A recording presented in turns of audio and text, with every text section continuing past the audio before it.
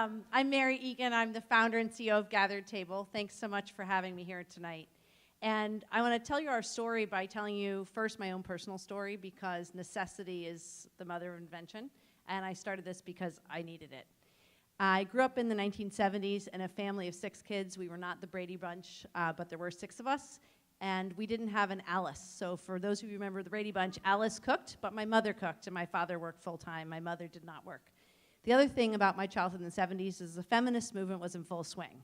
And it was very clear from the day I was born that my sisters and I would all work full-time and have careers, and so would our husbands, and we'd have kids, and we didn't think about where dinner would come from.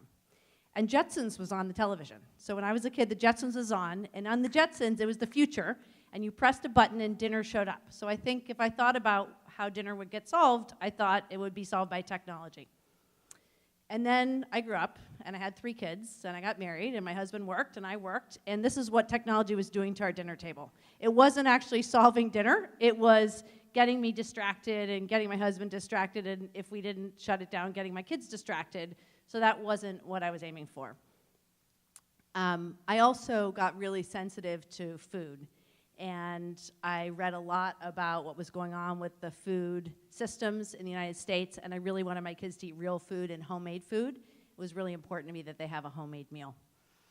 So I needed a plan, because I had good intentions and I was really busy, and to get to a homemade meal, if you're busy and you have good intentions, you'll never ever do it without a plan. And anybody in this room who cooks on a regular basis, I can already see you nodding, because you make a plan. So I used to make a plan, and I'm going to tell you how I did it, and it used to take me a lot of time, and now Gathered Table does it for me, and it's the greatest thing ever. Our customers say it's like magic, and it is. So the first thing that I did before I had Gathered Table is I made a 3-ring binder of all the recipes that I either already made or wanted to try to make. I photocopied them from cookbooks. I printed them off the internet. I ripped them out of magazines. I organized them in little sections. You can see that's actually my binder, which is in the office. Has like a chicken section and a fish section, all these sections. And I had rules, like I want a pasta dish once a week, and a fish once a week, and chicken once a week, and I see women laughing who do this. It's not just me. And this took a lot of time. And then I'd have to optimize my menu, because I bought cilantro. I didn't want to throw away half the bunch. I wanted to make something else with the other half of the bunch of cilantro. So it was a lot of effort. And then I had to make my grocery list. And then I had to check if I already had ground cumin or paprika or avocado oil or some random thing in my pantry. Then I'd go to the store and bring everything home, and it took me hours. And I was working 80 hours a week, and I didn't want to spend 4 hours on something I thought software could do for me. So I built Gathered Table. And here's the thing. Everybody has this problem, and nobody has a solution to it. People love to collect recipes. Cooking has become a spectator sport. People watch the Food Network, they buy cookbooks, they talk about cooking, and then you say to them, what are you making tonight? And they're like, I'm not actually cooking tonight. So what we do is we get you from the aspiration of cooking to actually doing it. We give you a plan.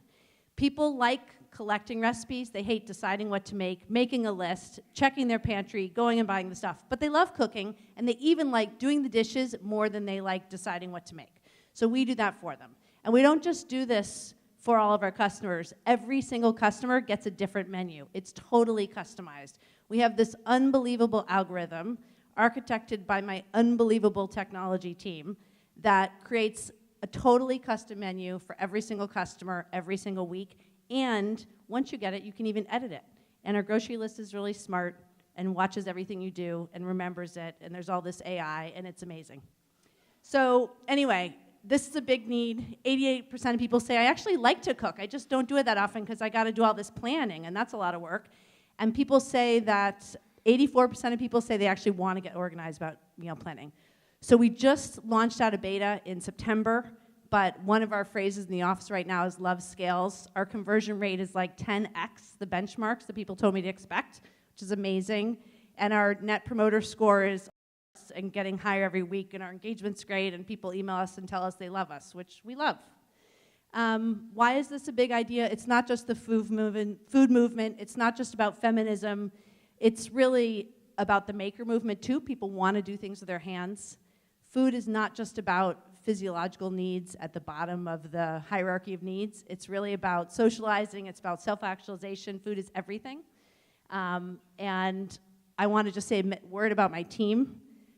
This is hard, this 15-second thing, Red. I mean, you said it wouldn't be, but it's weird.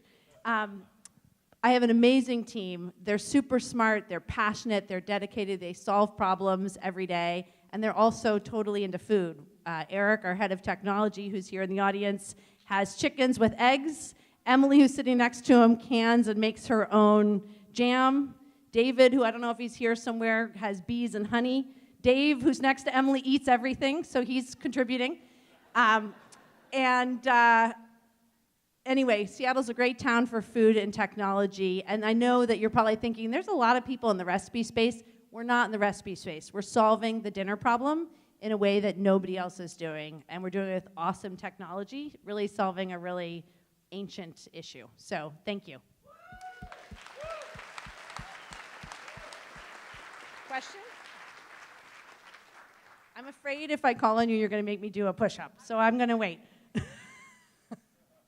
Yeah, Texas. Yes.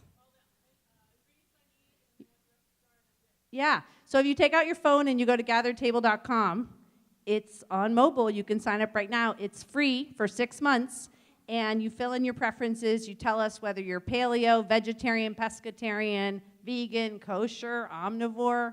We could go on. Maybe you don't like avocados, whatever you don't like, you tell us. You'll never get it. Maybe you love fish, hate chicken, like tofu, don't like beets, whatever. We'll handle it. So you tell us what you want, how often you want it. We send you a menu every week. The menu is attached to a grocery list. As you edit your menu, the grocery list automatically updates real time. If you need 3 eggs, 1 for each different recipe, it combines them into 3 eggs and then gives you a dozen eggs on your grocery list.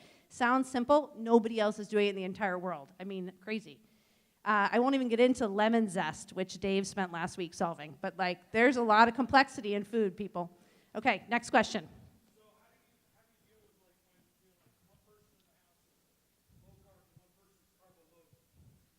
So that's a problem that you need to solve, not us, because we, basically one of our philosophies is we're trying to create meals that are shared by a group of people. And so the way some people solve that problem is, they'll have a carb side, and not everybody will eat it. But we asked, one of our questions on the profiling is, what's the predominant dietary profile in your household? We have one customer that I know signed up twice. Once for pescatarian, which is what his wife is, and once for an omnivore because he wanted some good beef dishes too. And so they sort of look at both sets of ideas. But our mission is to get people cooking. Our mission is to raise the incidence of homemade meals in America. And if we say make something different for every single person in the household, we don't think we're going to achieve that. So we haven't solved for that. It's a good question. Question over here.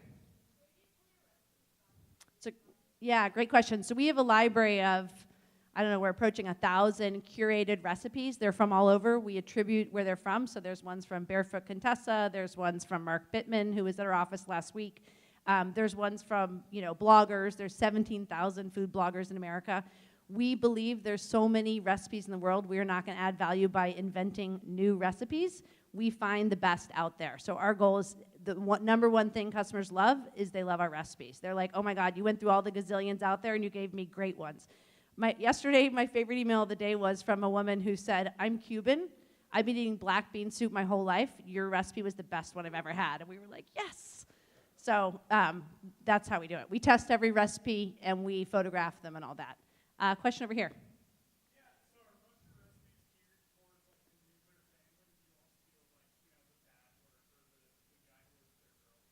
Yeah, totally. So actually, we were surprised how many of our customers, I designed it, obviously, coming from my own experience with busy families. A lot of our customers, not a lot, but not a small number, don't have kids. They're either a single household or a household of 2, and they still have all these same challenges.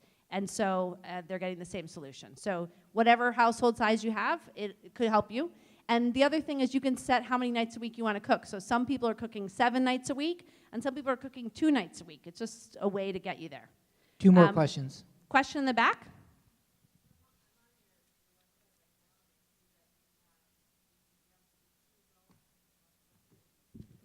No, that's probably a misunderstanding, but we're releasing a new user experience to our sign-up flow on Thursday. So that confusion will go away. So you can be one adult, and you can have no kids.